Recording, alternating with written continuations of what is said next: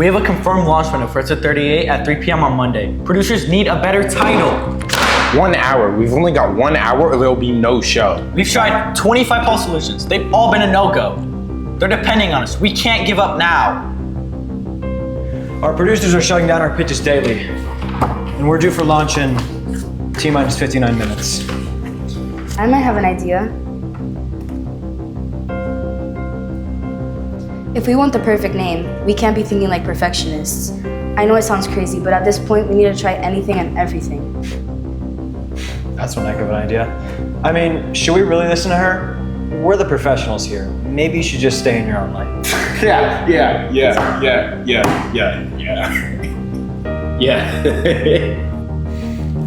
Hey, let's give her a chance. Maybe she realizes she's not fit for us, and we finally have a reason to demote her down to TV1.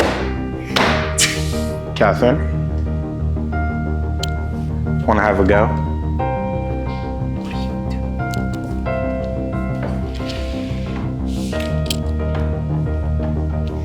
The deadline for the submission is too short to be thinking big.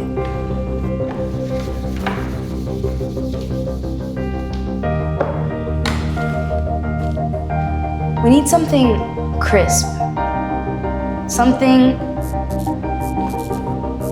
electric.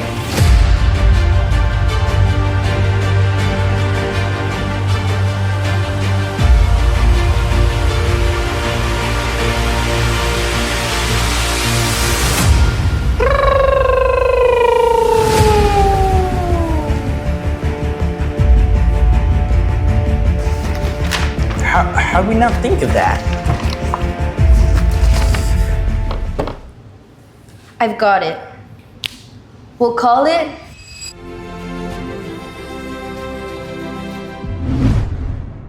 What's up, Cypress Bay? Welcome back to this episode of High Voltage. Where our reporters bring you stories around the community. On this episode, we'll be discussing a hidden side of history, Black Student Union, a special individual's bond to poetry. and much, much more. Hello, everyone. I'm Nathaniel Brent. And I'm Em Perez, and the special Black History edition of High Voltage Starts now.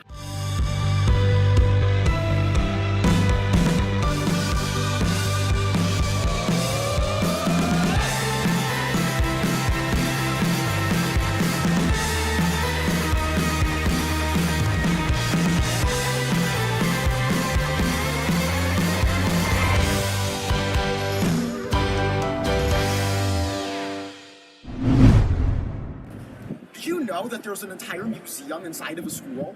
Really? That sounds so cool. Yeah, it commemorates the first predominantly black school in Fort Lauderdale. Here's Johan with more. In 1896, the infamous Supreme Court ruling on Plessy v. Ferguson stated a separate but equal policy in which segregation was held lawful as long as conditions were equal. But in the early 1900s, this was most certainly not the case. Opportunities for Black Americans were scarce, and minimum effort was put into these policies. These segregated schools were funded significantly less, having poor classroom conditions and limited book resources, if any. These events are often perceived as distant history, but in truth, they are much closer to us than we realize. Old Dillard, located here at Broward County, was the first predominantly Black public school in Fort Lauderdale. Named after James H. Dillard, a philanthropist and advocate for proper education of Black children, Old Dillard faced challenges from the racist South. The Board of Education planned for Black students to receive half the year of education, replacing the other half with forced labor in farms. The current principal at the time, Clarence C. Walker, refused this policy by leading a boycott, but he unfortunately never got to see the successes of his efforts as he died shortly after. The community, inspired by his determination, fought for their voices to be heard into the higher federal courts, successfully changing the ruling into a full year of education by 1946. In addition, the school was named Walker Elementary in honor of Walker's fight for justice. The bounteous history that this school has to offer should be a reminder of the unfair treatment that these individuals went through. It is a testament to their strength in the face of societal animosities. By the efforts of the community, parts of the school were turned into a museum, now known as the Old Dillard Museum, protecting the very history it took for the building to stand. My name is Johan Fernan, CBTV. Lately, I haven't been getting enough Elvis Presley songs. Did you know that a lot of his sound was inspired by black gospel and blues artists? Yeah, Joey delves deeper into the history of black musicians. What's up, Cypress Bay? I know we're all obsessed with music, but the history behind the industry often gets lost behind those tunes. For Black History Month, I'd like to shed some light on some overlooked black musicians throughout history. Mamie Smith was born in 1891 and quickly started her entertainment career by the young age of 10 when she joined the Four Dancing Mitchells. After 7 years of dancing around, she moved to the music industry. There, she launched her music career at OK Records to be the first black artist to make a blues record. Her biggest hit was Crazy Blues. It's about her being crazy and, well, blue. I can't sleep at night. I can't eat. Sister Rosetta was born in 1915, already rocking and rolling in the town of New Orleans. She was surrounded by religious music like gospel and adapted that into her own style. At the age of 23, she released her first song, Rock Me, which was a unique mix of gospel and jazz. She's often considered the godmother of rock and roll. Now, won't you hear me swinging? Hear the words that I'm singing. Much my soul. Born in 1928, Bo Diddley, also known as the Originator, was one of the first figures to get the rock and roll genre, well, rolling. He was a powerful singer and lyricist who combined the blues genre with rock and roll. He pushed the boundaries of music and explored how it could sound. He broke norms by performing to mixed-race audiences with such hits like I'm the Man and Pretty Things, and in 1987 he was put into the Rock and Roll Hall of Fame because of his amazing contributions to the rock and roll scene.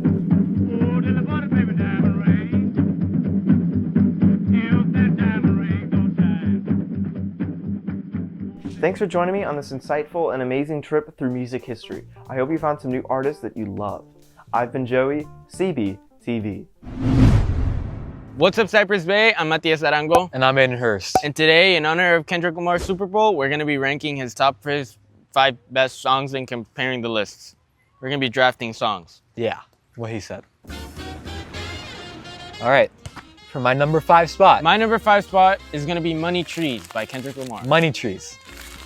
Money Trees by Kendrick Lamar. Whatever, man. Whatever, man. The song What's everyone knows. What's yours? It's Good Kid off of Good Kid, Mad City. You're ridiculous.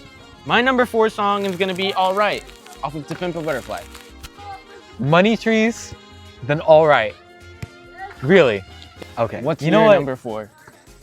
What's your unreleased track A7B3497XCY? It's Barbed Wire off of Oh my Overly God, Dedicated. Barbed Wire. Oh my God. What kind of name It's is an that? underrated masterpiece.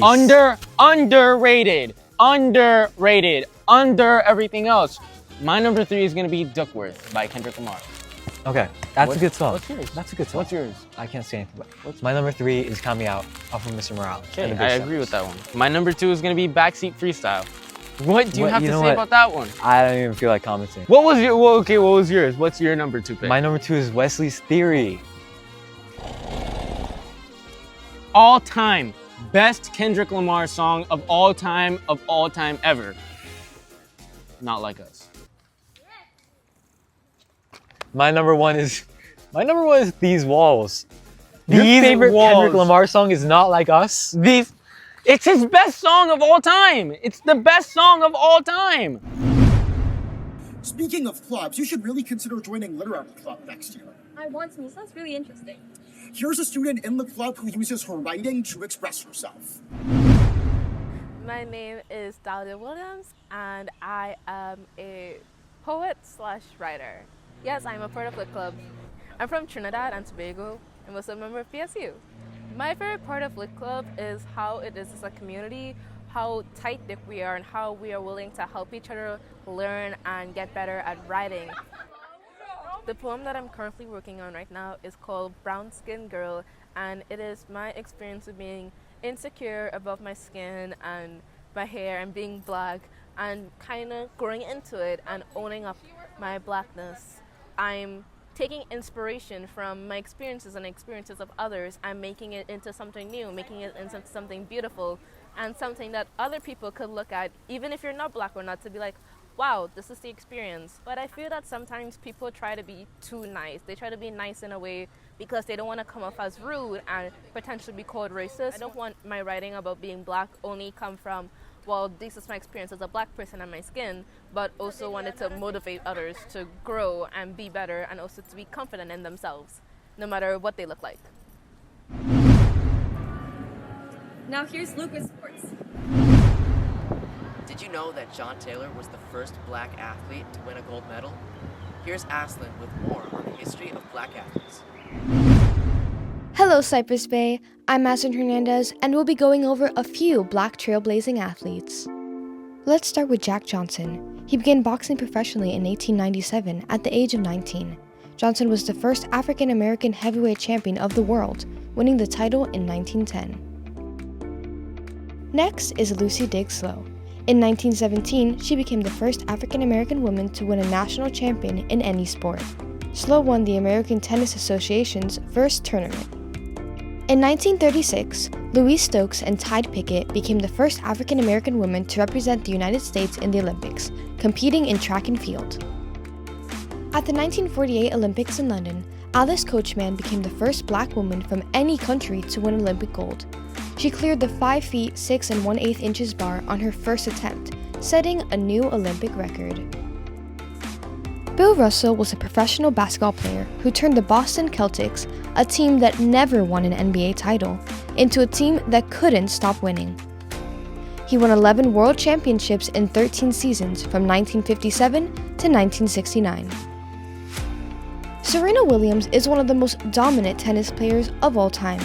She won 23 Grand Slam singles titles and 4 Olympic gold medals, starting with her first Grand Slam title in 1999. Celebrating the past, inspiring the future, Black History Month. I'm Aslan Hernandez, CB TV. Recently, our very own boys basketball varsity team played in the quarterfinals regionals game. Here's Mia with the highlights. Last Wednesday, the boys varsity basketball played against Western in the regional quarterfinals. Here's a recap. The Western Wildcats had the lead during the first quarter and had the most possessions over the ball. Entering the second quarter stronger than ever, the Lightning started catching up. The crowd was hyping up and motivating the players to keep going. After the second quarter, the scores were close together, only making the crowd's chants louder to keep encouraging the Lightning.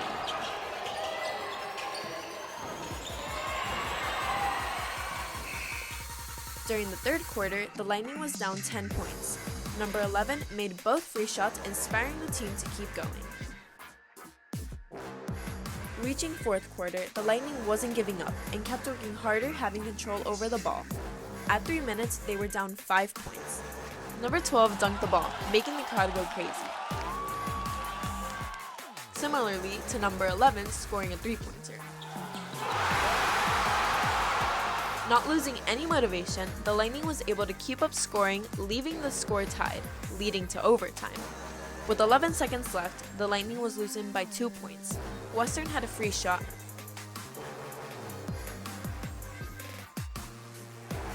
and missed. The crowd was louder than ever. With 9 seconds left, number 22 had an open shot and unfortunately missed, leaving the crowd shocked, and the tension that was building up the whole game reached a fever pitch. The game ended 61-63, Western taking the win and disqualifying Cypress. That's all for Lightning Athletics this week. Once again, I'm Luke Dierking, CBTV Sports. Here at Cypress Bay, there's so many clubs that celebrate diversity. Yeah, it's a great way for students to find community. Here's Anissa with more. Cypress Bay is one of the biggest public high schools in Florida, boasting excellent academics, various extracurriculars, and a diverse student population. But amongst all 4,700 students, one community often gets overlooked. At this school, I feel like BSU is sometimes overlooked, and we are always working to make sure that we are looked at and seen, because we can be seen as the underdogs.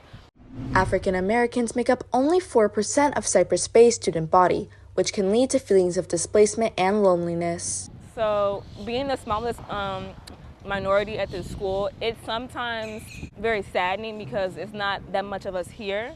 But because of that, we have such a tight-knit family as to where I know people, much more closer and vice versa. And that lets us create the whole family sense connection and just, keep fighting, keep pushing to become better. That even though we are seen as a minority, we still have the strength to be much more than just that. The BSU helps create connections and friendships because it allows us to put ourselves out there more and just not be afraid to show who we are as a person. The BSU has created a supportive environment for me as I was able to create a lot of friends and connections through BSU that I wouldn't have made any other club, as we are able to relate on a culture-based level as well as an educational level. Joining our club can really help others become more educated in Black history and Black culture. We discuss what we've learned, what we found about, and how that affects us emotionally, physically, and why it's important to always discuss what is going to help build us better, So I feel like having those important talks and being open just lets us become more vulnerable about why it is okay to feel sad sometimes or okay to not just be okay. BSU is a club that means much more than just a club to me. I feel like I have lifelong friends from BSU and that I want to see it flourish for beyond the years. With the BSU's help, Black students at the Bay can find a sense of togetherness. Reporting for High Voltage, I'm Anissa Bajaj. And that wraps up this Black History edition of High Voltage. If you'd like to see more, follow us at Cypress Bay CBCD or visit our website at cypressbaycbcd.com. For High Voltage, I'm Nathaniel Brent. And I'm Amber Perez. Thanks for watching.